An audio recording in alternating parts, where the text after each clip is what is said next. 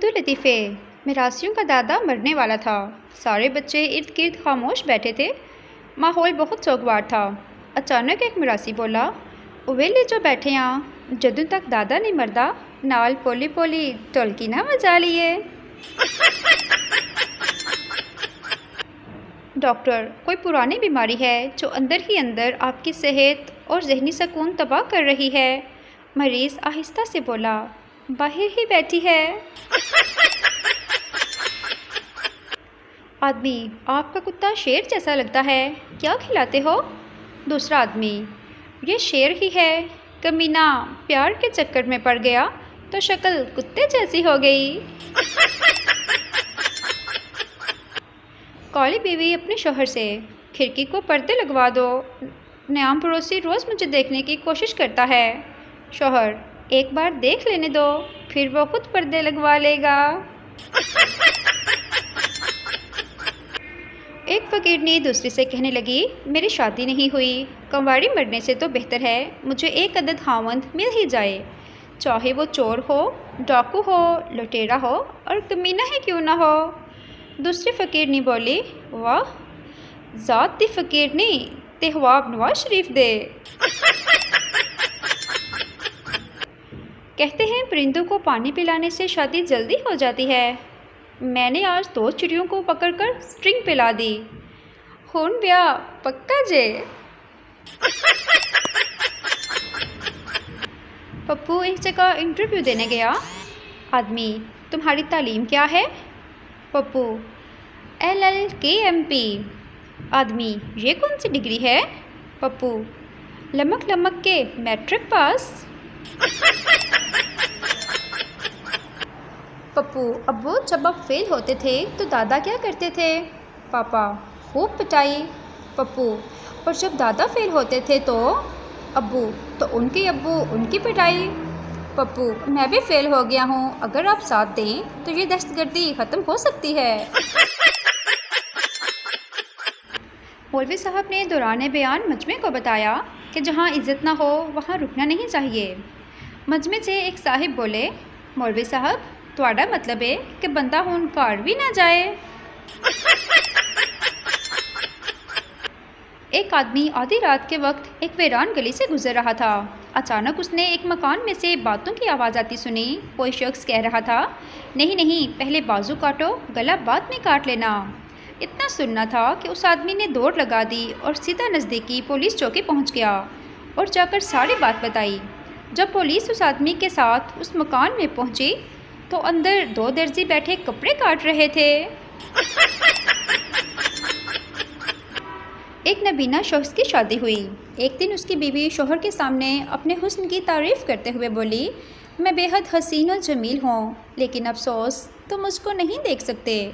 जब बीवी की तारीफ़ें अपने बारे में हद से बढ़ गईं तो नबीना शोहर बोल उठा, क्यों फजूल बकवास किए जा रही हो?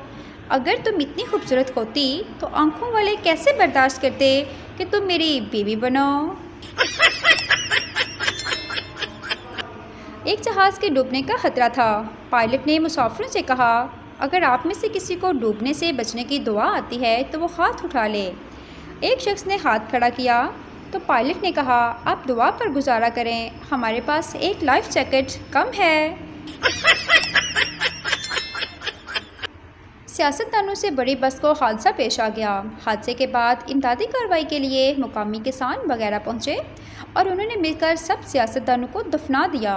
बाद में जब तहकीकात हुई और पूछा गया कि सारे सियासतदान मर चुके थे जो इन्हें दफनाया गया, एक नौजवान किसान बोला, नहीं, उनमें से बहुत सारे कह रहे थे कि वो ज़िंदा हैं, पर सर जी, चौधरी साहब हमेशा कहते हैं कि सियासतदान झूठे होते हैं, उनकी बात का कभी एतबार नहीं करना चाहिए।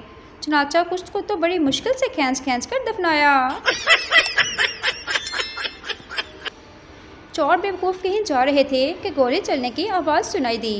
पहले बेवकूफ़ ने दूसरे से पूछा, गोली तुम्हें तो नहीं लगी? उसने कहा, नहीं। फिर दूसरे से पूछा, उसने भी कहा नहीं। फिर तीसरे से पूछा, उसने भी नफ़ी में जवाब दिया। इस पर वो खुद ही ज़मीन पर गिर पड़ा और बोला, फिर मुझे ही लगी होगी। भुट्टो ने कहा था, कौम घास खा लेगी लेकिन एटम बम ज़रूर बनाएगी।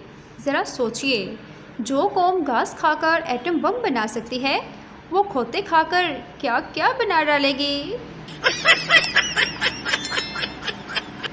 कंजूस बाप बेटे से, अगर मैं तुमको 1 रुपया दूँ तो तुम इसका क्या करोगे। बेटा, अब्बू मैं आपको वापस कर दूँगा। बाप ने हैरान होकर पूछा, वो क्यों। बेटे ने जवाब दिया, इसलिए कि मेरे सो जाने के बाद आप मेरी जेब से 1 रुपया निकाल लेंगे। एक बिल्ली शेख के घर से रोती हुई निकली। किसी ने उससे रोने की वजह पूछी तो बिल्ली ने रोते हुए जवाब दिया, एक ते मैनू मारिया, उत्तों मेरा चूहा भी खो लिया। एक पठान का चाइनी दोस्त हॉस्पिटल में बीमार था।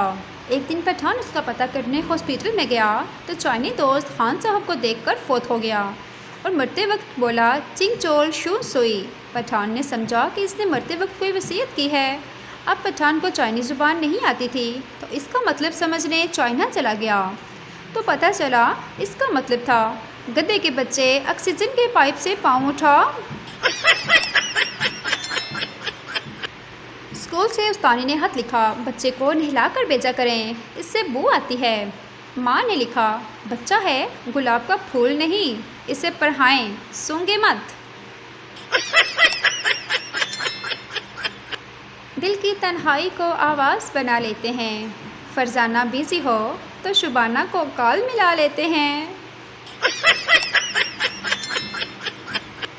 बीवी, तुम सोते हुए मुझे गालियाँ दे रहे थे। शौहर, तुम्हें गलतफहमी हुई है। बीवी, क्या गलतफहमी हुई है। शौहर, यही कि मैं सो रहा था। बहुत कोशिश की है तुम्हारे जाने के बाद उदास रहने की, पर मैं की करा, बूथी याद आती है तेरी, मेरा ते हासा ही निकल जाता है। शौहर, मैं तुम्हारी रोज़ रोज़ की फरमाइशों से तंग आ गया हूँ, इसलिए ख़ुदकशी करने लगा हूँ। बीवी, 2-3 सूट तो ले दें, इद्दत के दिनों में क्या पहनोगे।